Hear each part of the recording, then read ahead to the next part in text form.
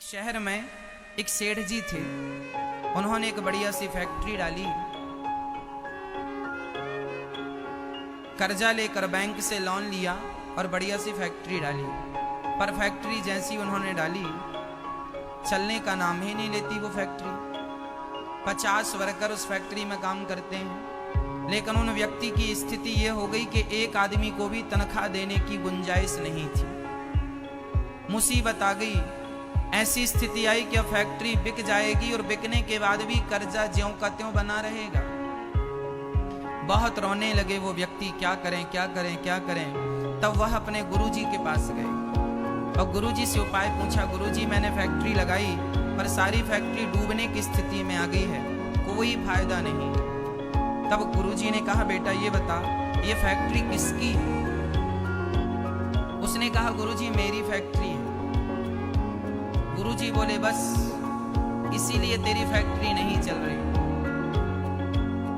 Factory इसलिए नहीं चल रही है, तेरा कारोबार इसलिए नहीं चल रहा है क्योंकि तू ये मानता है कि मैं इसका मालिक हूं, मैं इसे चला रहा हूं, मेरी फैक्ट्री है।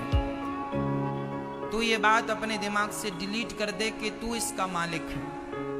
फिर क्या करें गुरुजी?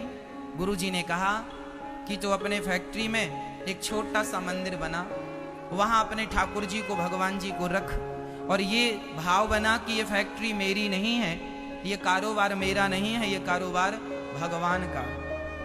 उसने वैसा ही किया। अपने घर से लड्डू गोपाल जी ले जाके फैक्ट्री में रख दिए, पूजा आरती शुरू कर दी और भगवान से समर्पण भाव से, फिर मैं शब्द दोहराऊंगा, समर्पण। ये समर्पण नाम का जो शब्द है याद रखिएगा। जब तक हमारा भगवान के प्रति समर्पण नहीं होगा तब तक भगवान आपकी पुकार नहीं सुनेंगे, और जिस दिन आपका समर्पण हो जाएगा एक भी बात आपकी खाली नहीं जाएगी, ईश्वर सारी इच्छाएं पूरी करेंगे। ये समर्पण क्या होता है वो मैं आपको समझाता हूं। समर्पण है, द्रौपदी ने जब दुशासन पकड़ के लाया वो साड़ी उतारने लगा तो द्रौपदी को पहले अपना ही बल था कि मैं तो खुद क्षत्राणी हूं, अपनी रक्षा कर सकती हूं। भगवान बोले, अच्छा तू अपनी रक्षा कर सकती है तो कर ले, मैं बैठा हूं। भगवान यूं बैठे रहे दूर।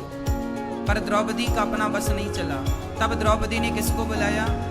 अर्जुन को बुलाया। अर्जुन मेरी रक्षा करो, गांडी उठाओ। पर अर्जुन ने भी सिर नीचे कर लिया। भगवान बोले, अच्छा तुझे अर्जुन का बल है, बुला के देख ले। फिर भीम को बुलाया द्रौपदी ने। अच्छा तुझे भीम का बल है, बुला कर देख ले। अच्छा तुझे युधिष्ठिर का बल है, बुला कर देख ले। जब द्रौपदी का कोई बल काम नहीं आया, ना पितामह भीष्म आए, ना गुरु द्रोणाचार्य आए, ना 5 पांडव में एक भी आए, ना खुद का ही बल काम आया, जब कोई बल काम नहीं आया तब अंत में द्रौपदी ने समर्पण किया। अंत में क्या किया? हे नाथ, हे श्याम सुंदर, मैं आपकी हूं। अब साड़ी जाए तो जाए, इज्जत लुटे तो लुटे, अब इज्जत मेरी नहीं, अब तो इज्जत आपकी है। यदि मैं आपकी हूं, अच्छा आपकी शरण में कोई आ जाए, कह दे कि मैं आपका हूं, तो उसकी रक्षा करना आपका धर्म होता है कि नहीं? आपका जब तक समर्पण नहीं होगा, समर्पण का अर्थ है पूर्ण रूप से मैं आपका हूं, मैं आपकी हूं, अब सौंप दिया इस जीवन का सब भार तुम्हारे हाथों में। जैसे अर्जुन ने अपने रथ की डोर भगवान को सौंप दी, ये क्या था? ये समर्पण है। जहां ले जाना चाहो वहां ले जाओ, जैसे रखना चाहो वैसे रखो, हरा दो युद्ध या जिता दो युद्ध, मर्जी आपकी, मैंने तो डोर ही आपको सौंप दी। मेरी माँ जैसे अर्जुन ने अपनी डोर भगवान को सौंप दी, आप लोग जितने जल्दी हो सके अपने जीवन की डोर भगवान के श्री चरणों में सौंप दीजिए। प्रभु मैं आपका हूं, आप मेरे हैं। समर्पण कर दीजिए, पूर्ण रूप से कह दीजिए कि नाथ आप मेरे हैं, मैं आपका हूं, मेरा अपना कोई बल नहीं।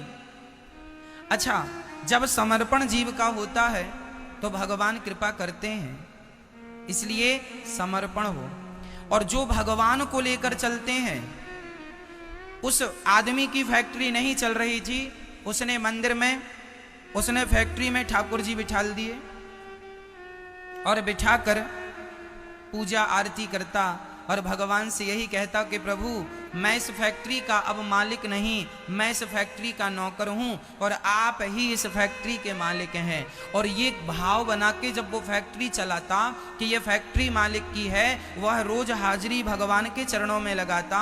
देखते देखते उसकी फैक्ट्री चल पड़ी और इतनी बढ़िया फैक्ट्री चली, इतना प्रॉफिट हुआ कि वो भगवान के नाम की ऐसी 15 फैक्ट्री का मालिक हो गया, अर्थात 15 फैक्ट्री और लगाई। तो जीवन में पहली गलती हम ये करते हैं कि हम अपने को कर्ता मान लेते हैं। कर्ता हम नहीं हैं। कर्ता कौन? कर्ता भगवान है। कर्ता हम बिल्कुल नहीं हैं। यदि कर्ता हम होते तो हमारा नुकसान क्यों होता, फायदा ही फायदा होता। कर्ता हम होते तो हम बीमार ही ना होते, हम स्वस्थ होते। कर्ता हम होते तो हम बुढ़ापे को प्राप्त ही ना होते, जवान ही रहते।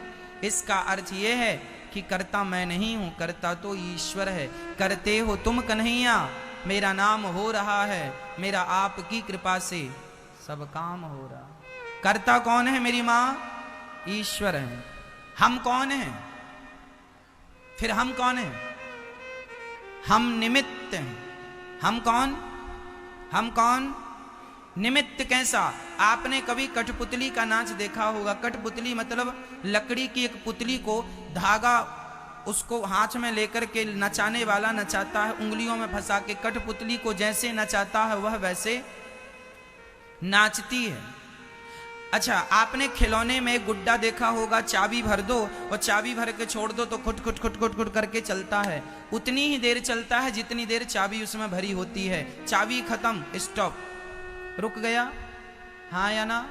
बस मेरी माँ सच्ची यही है कि जैसे वो गुड्डा गुड्डी खिलौना होता है ना, हम भी खिलौने हैं और हम भी तब तक चल रहे हैं जब तक ईश्वर ने हमारी चाबी भर रखी है। चाबी खत्म, हमारी चाबी उसी के हाथ में है। ये खिलौने जो होते हैं ये उछल कूद करते हैं, लेकिन इनकी चाबी भरने वाला कोई दूसरा होता है। आप और हम चाबी भरते हैं तो ये उछल कूद करते हैं। चाबी भरना बंद कर दोगे, इनकी उछल कूद बंद हो जाएगी।